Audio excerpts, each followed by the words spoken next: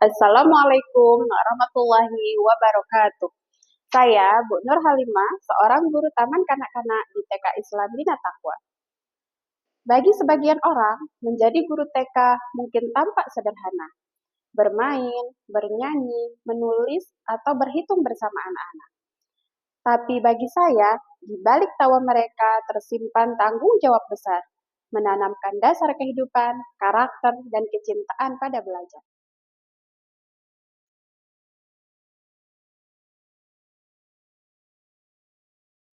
Dengan keterbatasan alat permainan edukatif di dalam kelas untuk menstimulasi kemampuan literasi dan numerasi anak-anak, dan tuntutan orang tua yang cukup tinggi untuk anak-anak bisa baca sebelum masuk SD.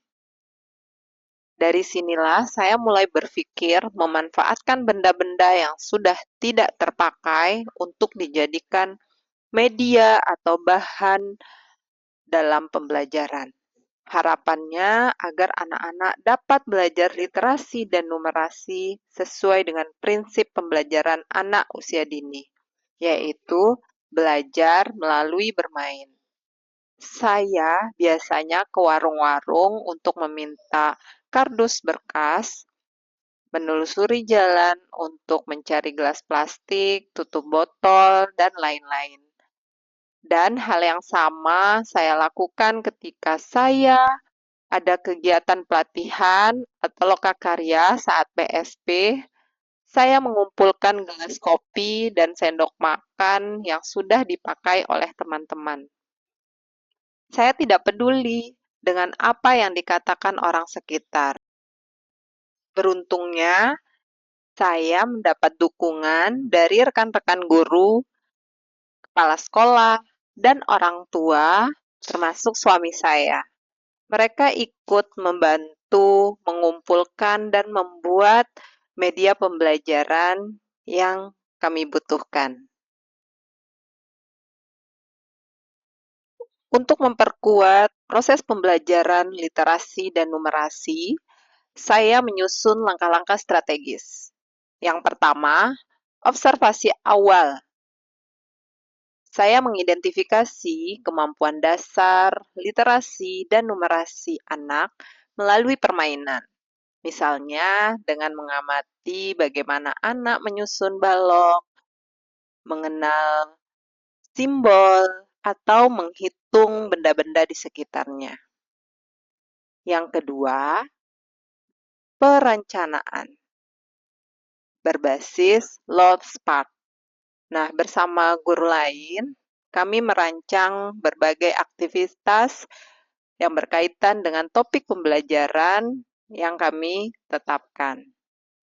Misalkan, topik mainanku.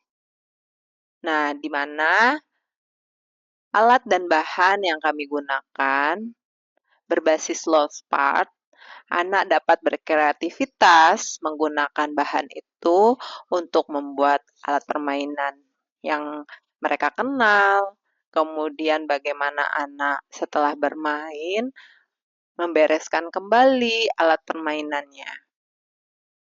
Dan tentunya kegiatan yang dilakukan oleh anak holistik integratif, di mana di situ tidak hanya menstimulasi kemampuan literasi, namun dapat juga saya menstimulasi anak-anak dalam kemampuan numerasi.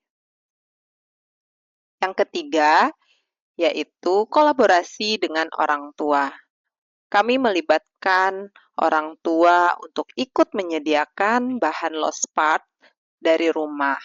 Selain itu, kami juga mengadakan workshop parent bertema belajar asik tanpa beli API. Perubahan yang terjadi sungguh menggembirakan. Anak-anak kini lebih aktif dan antusias saat belajar. Mereka mampu mengenal huruf melalui permainan, menghitung benda dengan gembira, dan menggunakan bahasa lisan dengan lebih percaya diri.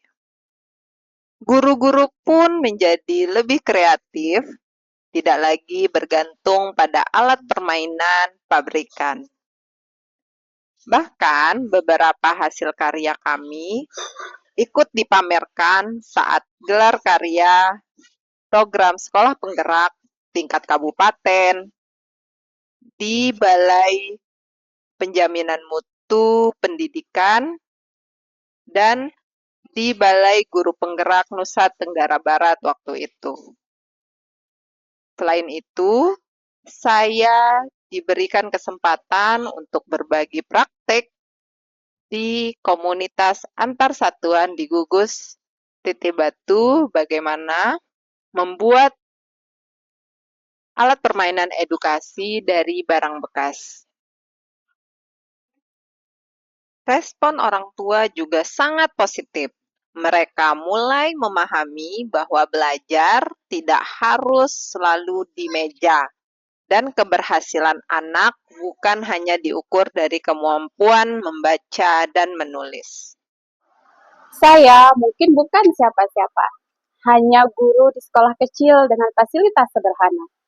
Tapi setiap tawa anak-anak adalah bukti bahwa kerja keras ini tidak sia-sia.